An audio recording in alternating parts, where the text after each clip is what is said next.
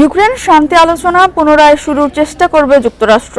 Fox নিউজকে দেওয়া সাক্ষাৎকারে এমনটাই জানিয়েছেন মার্কিন পররাষ্ট্রমন্ত্রী মার্কো রুবিও।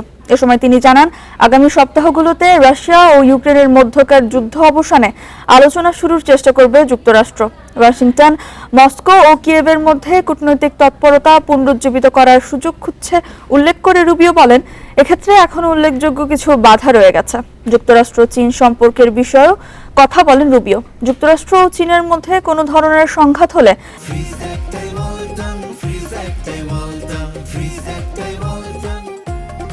তা গোটা বিশ্বের জন্য বিপর্যকর বলে মন্তব্য করেন মার্কিন পররাষ্ট্রমন্ত্রী। ফলে বিশ্বের দ্বিতীয় বৃহত্তম অর্থনীতির দেশটির সাথে প্রতিযোগিতার ক্ষেত্রে সংঘাত এড়ানোর বিষয়ে গুরুত্বারোপ করেন তিনি। এছাড়াও কিউবা ইস্যুতেও কথা বলেন রুবিও।